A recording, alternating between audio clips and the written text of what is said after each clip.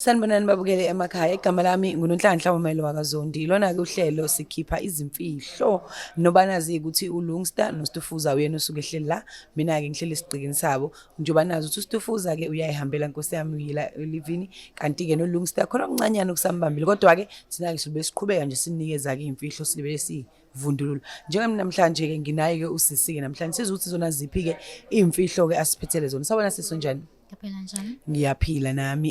Ngicela wazise ababukeli ukuthi uba igama. U-Andiswa Khumalo. Alright. So Andiswa Khumalo, namhlanje sokhuluma ngani? Yiphi imfihlo ofuna ungixoxela namhlanje? Ngizosho ukuthi umfundisi ulala nami. Umfundisi ulala nawe? Yebo. Umfundisi wakephi? Umfundisi wasebandla laseZiyoni, but ngathanda ungalisho igama lebandla. Alright. So nisonta nonke? Yebo. Ibandla mhlawumbe ulithole manje usumdala noma mhlawumbe ekhaya nakhulela kulona? Sakhulela kulona. Okay, so niyana umndeni wonke Yebo. enkonzweni. Yebo. So umfundisi ukuthola kanjani? Umfundisi waqala nami nga-15 years. Since uyena umuntu osisizayo ekhaya sinoma Alright. Yebo, uma usebenza emajaldini. So imali ayitholayo ayikho enough. Incane Okay. kakhulu. So kuyena umfundisi umuntu ebesisize sithengele ukudla, esikoleni ngithengele uniform.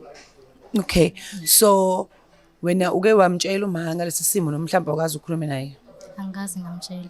Alright. So why ungamtshelanga ngoba nawe usa-enjoya mhlambe indlela enenza ngayo ekamereni noma mhlambe?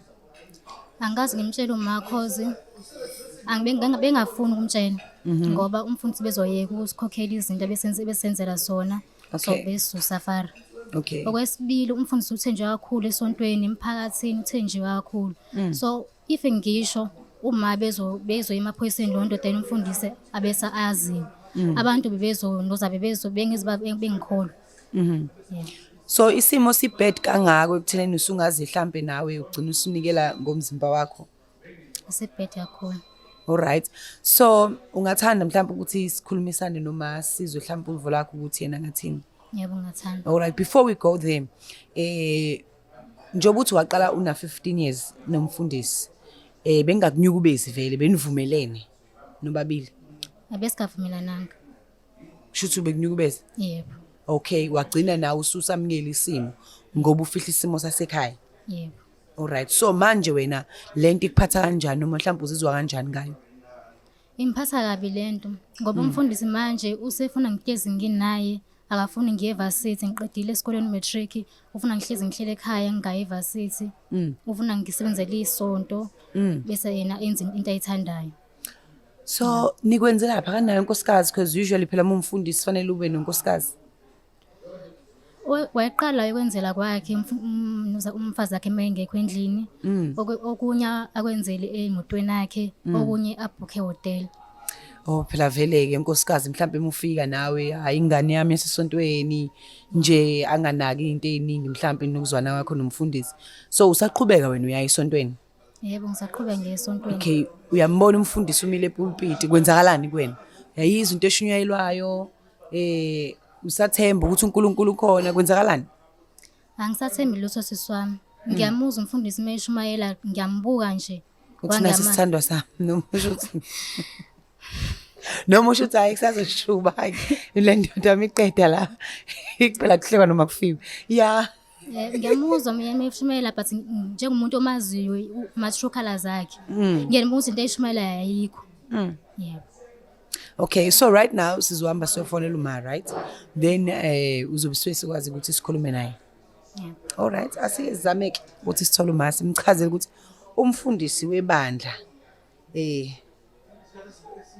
niyalalana naye.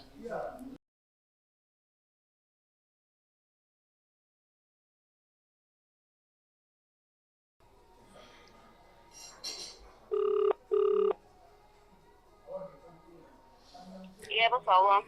Yebo sanibona mani njani? Ngiyaphila ninjani? Ngikhona ukhuluma noMamelo Nonhlanhla wakaZondi from Black Live TV. So nginomntana wakho lana uAndiswa, so kunemfihlo afisa ukukudlulisela yona.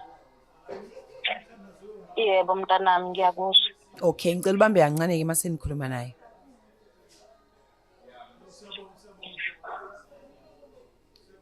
Sawubona ma. Uyamuzwa ma?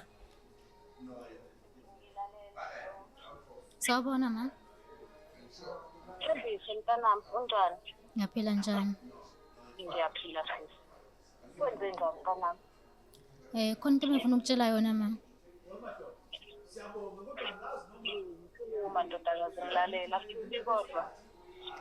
Bengifuna ukutshela ukuthi umfundisi wasebandleni esontweni lethu ulala nami ma. Angizwa mntanami. Umfundisi. Hayibo, umfundisi muphi? Lo wasesontweni lethu ma. Hayi mntanami.